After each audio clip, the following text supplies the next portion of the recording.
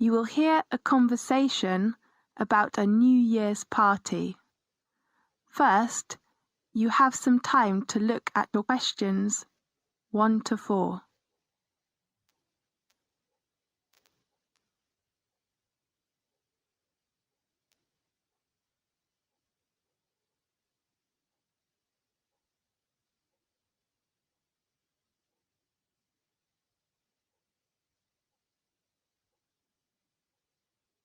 You will see there is an example that has been done for you. On this occasion, only the conversation relating to this will be played first. Hi Sam, let's try and get it sorted out today, okay? Yeah, sure. It's time we started working out the details. Exactly. What should we begin with? Date. Okay.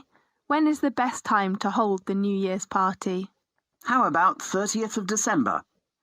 I'm afraid that's a bit late. Yeah, the day before?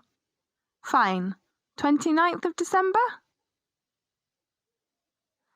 The date of holding the New Year's party is the 29th of December, so the 29th of December has been chosen. Now we shall begin. You should answer the questions as you listen because you will not hear the recording a second time. Listen carefully and answer questions 1 to 4. Hi Sam, let's try and get it sorted out today, okay? Yeah, sure. It's time we started working out details. Exactly. What should we begin with? Date. Okay. When is the best time to hold the New Year's party? How about the 30th of December? I'm afraid that's a bit late. Yeah, the day before? Fine. 29th of December. And what about a venue? In a restaurant? Which restaurant were we in last year? Let me think. It is Tulip Garden, but I don't think it was a good choice. Why? The venue is too small, and we have about 30 people, more than last year. You're right. So how about our common room on the second floor? Great idea. And then let's think about invitations. All staff and all students. How about last year's students? What do you mean?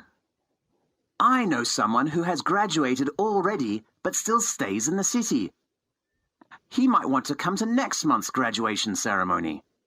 Fine. I will confirm the person later. Right. How about the cost? £15? Is that okay? What? 50? No, 15. Right. The next one is the food and drink.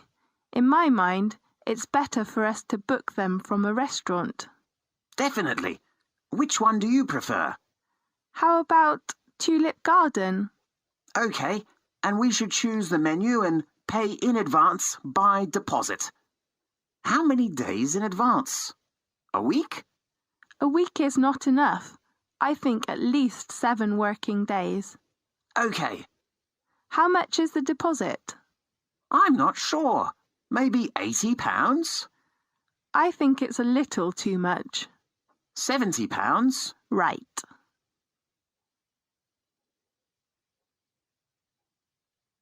Now look at questions 5 to 10.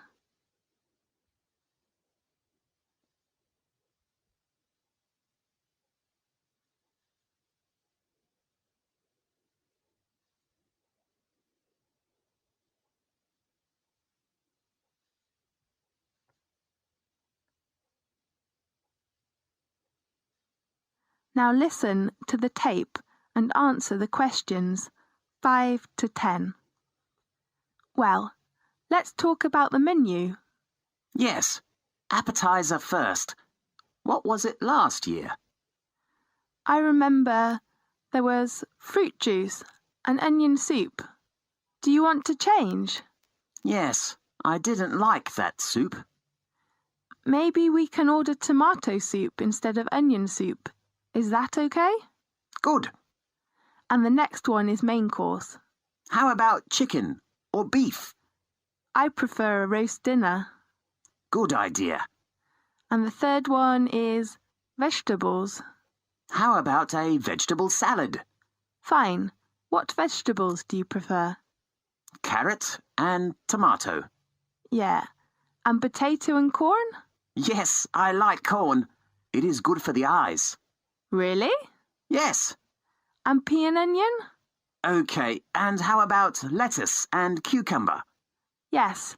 Ladies usually like that. That's perfect. Then for dessert, how about traditional chocolate cake? Why not? And ice cream? I think mango pudding is better. Okay, mango pudding and chocolate cake. The last one is drinks. I think almost everyone likes coffee. Yes. And Sprite and cola? Fine. Do you think if we should prepare for some souvenirs? We can take some photos, print them, and give them to all the people at the end of the party as a memory. Good idea. This is the end of section 1. You now have half a minute to check your answers.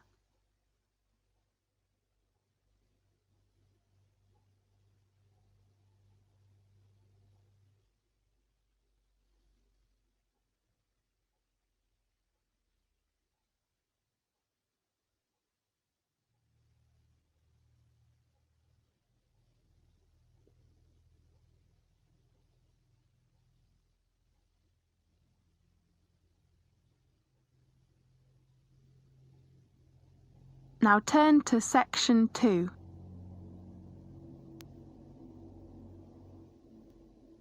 Section 2. You will hear a conversation about a computer centre in campus. First, you have some time to look at questions 11 to 17.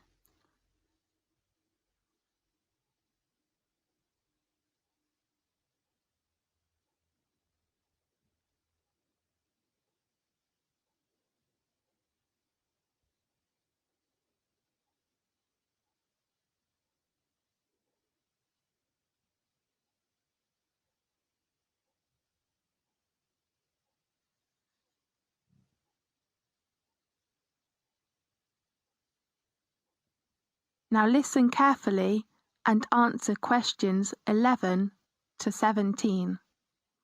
Hi, Mary. How are things going? Fine. And you? Actually, I'm worried about the computer centre.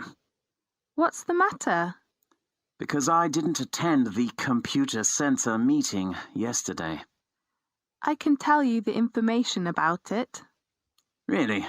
You're so nice. Well, what do you want to know?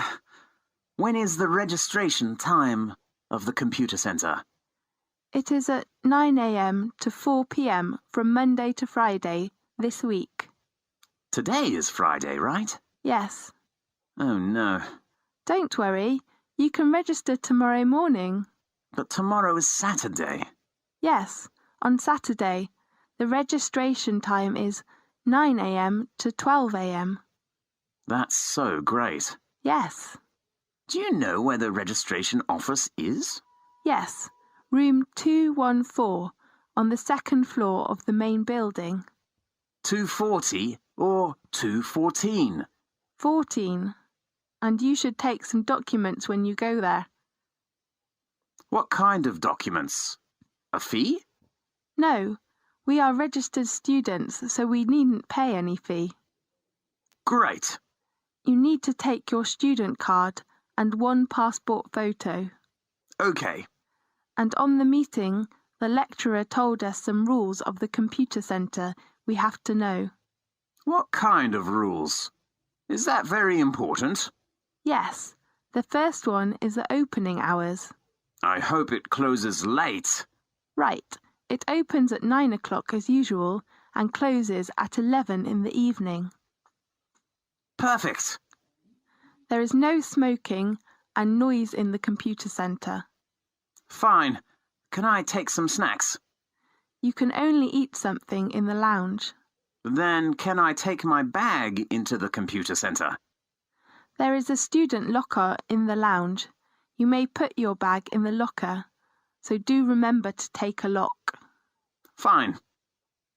And do not occupy the locker for more than 3 days. Yes. May I reserve a computer?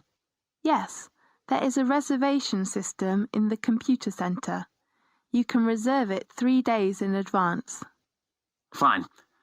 I'd like to know if there is a photocopier or printer in the computer centre. Of course, on the 2nd floor, but remember to take your student card. Why? Because none of the machines take coins. Fine. And do not use them 10 minutes before the centre is closed. All right. Now look at questions 18 to 20.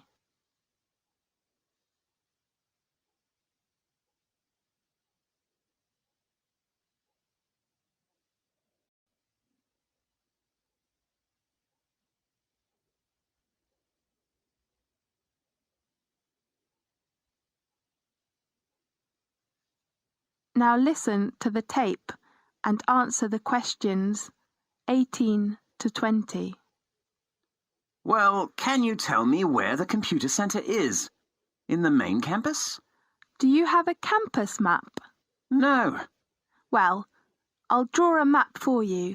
Do you have a pen? Yes. Well, this is the entrance, and the first building you can see is the teaching building. Yes. On your left is a small bookstore of our university. Great. I just want to buy some books and CDs. Then go east and you can see a small gym opposite to the bookstore. A gym? Does it have a tennis court? Sorry, I don't know. Fine. On the other side is the student union, and there is a lab on the east side of it. If I want to join some societies, I can go to the students' reunion, right? Right. Oh, does the campus have a parking lot? Yes, it is near to the lab and not far from the teaching building. Great. And how about the parking fee? Sorry, I'm not sure. Maybe £5 per hour? Okay. And where is the computer centre? It is opposite the student union, between the library on the left corner and the canteen on your right. Okay. Thank you very much. Good luck. This is the end of section 2. You now have half a minute to check your answers.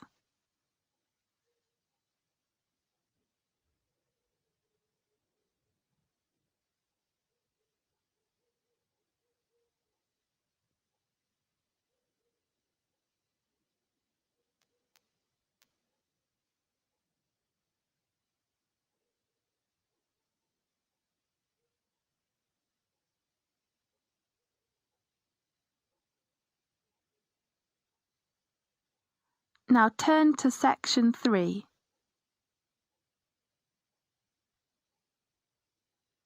Section 3. You will hear a conversation about a student's dissertation meeting.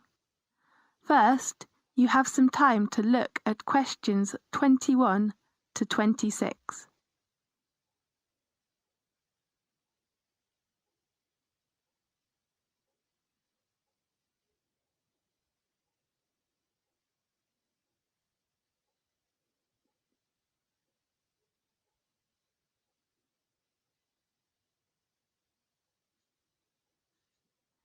Now listen carefully and answer questions 21 to 26. Good morning, everyone. Today, I'd like to give you an opportunity to ask questions about requirements and timetables of writing your final dissertation. So anything you'd like to ask first? Professor, what about the word limit? Well, you know generally, the words of final dissertations of the master degree are limited between 18 to 20,000. Oh, does that include words of references? Yes, of course. And contents? No, the word does not include the acknowledgement and contents. What is the acknowledgement? It is a few words of thanks that you write at the beginning of the dissertation to the people who have helped you. How about its words? No more than 100 words. Right. Professor, when is the hand-in date? The deadline is on the 30th of July. Is it a fixed hand-in date? I mean, if I cannot hand in my work before the 30th of July, how... Sky, I'm afraid that you have to hand in your work on time, unless you have some sort of accident or illness. Okay. How do I hand in my work? You could give your work to your tutor at the tutorial, or send him an email to the department. Professor, when can I know who my tutor is? You can check the list of tutor arrangements. Online?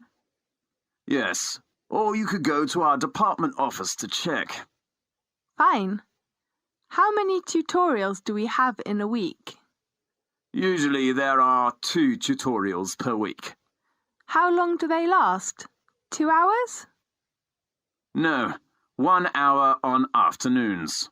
Both on weekends? No. One is from 1 p.m. to 2 p.m. on Tuesday.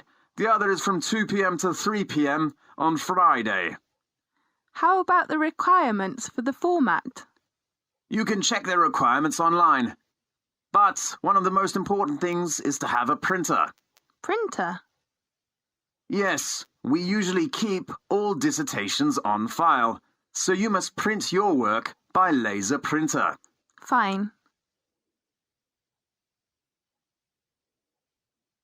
Now look at questions 27 to 30.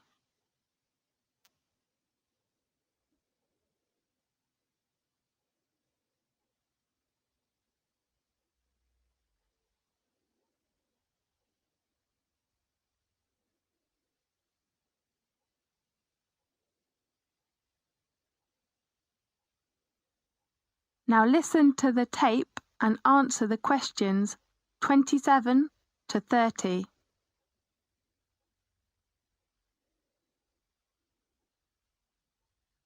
Let's talk about the dissertation timetable. Okay. On the first week of May, you should begin to prepare for writing. The first point is to choose the topic. Can we choose the topic by ourselves? Of course. Your tutor will give you some suggestions, and you can narrow a topic by yourself. Great. And then you can work on your basic references. Right. You can ask your tutor to give you a reference list, and then borrow reference books from our library. And the next point is to prepare for the draft plan.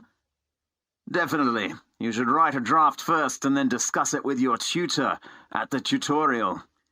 If the draft is okay, what should we do next? You will begin to do research to collect data to support your work. Okay.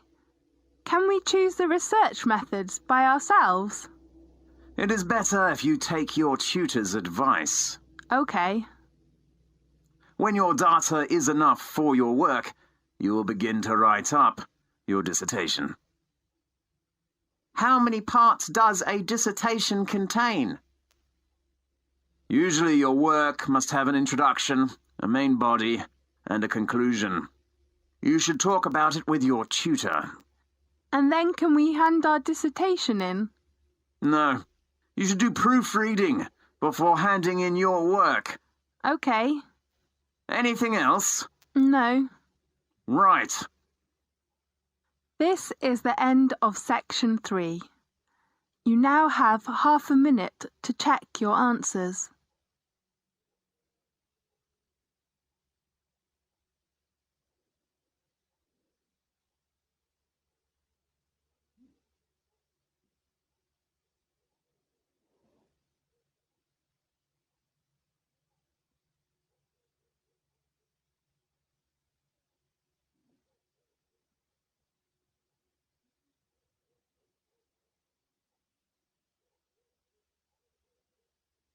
Now turn to Section 4.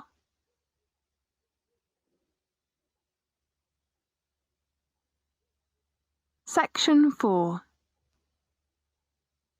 You will hear a lecture about Australia. First, you have some time to look at questions 31 to 40.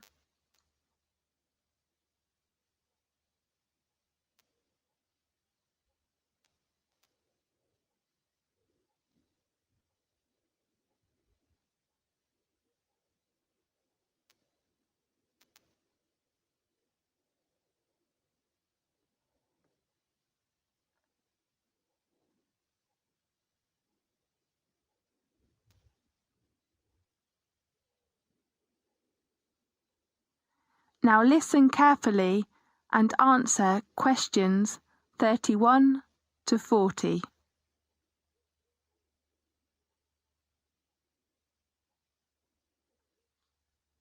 Australia is the world's smallest continent and largest island. It is one of the oldest land masses and flattest of all the continents. After Antarctica, Australia is the second driest continent. Most areas of Australia are semi-desert or arid. Almost 40% is north of the Tropic of Capricorn. On its western coast is the Indian Ocean, and on its east, the Coral and Tasman Seas of the South Pacific Ocean. Australia is the only nation which occupies an entire continent. It is about 25 times larger than Britain and almost double the combined areas of Pakistan and India. There are three main structural characters. The first one is the Great Western Plateau. It covers most of Western Australia, much of the Northern Territory and South Australia, and part of Western Queensland. Its average elevation is about 300 metres. East of the plateau, extending from the Gulf of Carpentaria in the north to eastern South Australia and the western Victorian coast, is the great lowland belt known as the Central Eastern Lowlands. The belt's average elevation is 150 metres. And at Lake Eyre in South Australia, it drops to about 12 metres below sea level. The last one is the Eastern Highlands, better known as the Great Dividing Range, following the eastern coast south from far northern Queensland to southern Tasmania. Nearly over 400 kilometres from the coast and sometimes forming part of it. Their average altitude is less than 910 metres, although peaks exceed 1,800 metres in the rugged southeastern area called the Australian Alps. Nearly a third of Australia is north of the Tropic of Capricorn, and the rest is the temperate zone. Low rainfall and clear sky is a feature of the climate on most of the continent. In Australia, summer is from December to February, autumn, March to May, winter, June to August, and spring, September to November. For most of the country, January usually is the hottest month in summer. The flag of Australia is the only one to fly over the whole continent. The small Union Jack represents the historical link with Britain. The large star has 6 points for each of the states and 1 star for the territories, and the small stars form the Southern Cross, a prominent feature of the Southern Hemisphere night sky. Australia has no official or traditional national costume. Green and gold have been used traditionally by Australian Olympic and other sporting teams for most of the 20th century, and have become the national colours formally in 1984. The official language is English, by usage, not law. It has its own colloquialisms and slang, but does not differ importantly from other forms of English except in accent. Spelling generally follows the British form. Australia is one of the most urbanised countries in the world, with about 70% of the population living in the 10 largest cities, and only 15% of Australians live in rural areas. Australians have a high standard of living by world standards. Australia is a multicultural society, with about a quarter of the population foreign-born. The first European settlement of the continent, by the British, began in 1788, on the site now occupied by Sydney. Settlement schemes during the next 150 years helped increase Australia's population to about 7.4 million by the end of World War II. Over 5 million migrants have settled in Australia since, helping to more than double its post-war population. Nowadays, most Australians work for wage or salary. They usually work about 35 to 40 hours per week. Employees can get paid annual leave, about 4 weeks, sick leave, and long service leave. They also have about 10 paid public holidays per year. Most people retire at the age of about 60 to 65. The average Australian female has a life expectancy of about 79, and the male about 73. Most Australians marry in their late 20s. On average, couples have 2 to 3 children. Many aspects of the arts in Australia have their roots in Europe, but its Asian neighbours have made a main impact on its own history and culture. Distinctively, Australian trends are developing, and the vigour and the originality of the arts in Australia often surprise visitors. In the late 1970s and early 1980s, the great problem facing the arts was the same as in other nations: increased costs and a decrease in government financing. But increasing public interest provided the momentum to carry them through difficult times. The Australian government has developed tax deduction policies to encourage greater financial support of the arts. A tax deduction is available for donations of property to public libraries, museums, and art galleries. The Australia Council is a funding agency of the government. The agency spends over $50 million per year. More is spent by state governments. The Australia Council Board supports specific art forms, and Central Council programs support research, education, and multicultural arts. This is the end of section 4. You now have half a minute to check your answers.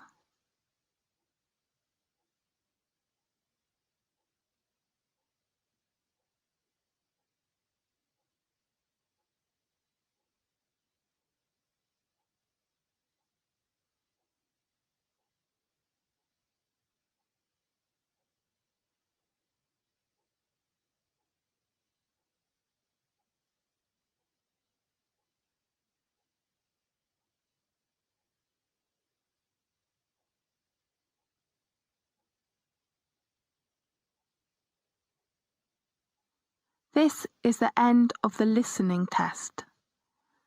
You now have 10 minutes to transfer your answers to the listening answer sheet.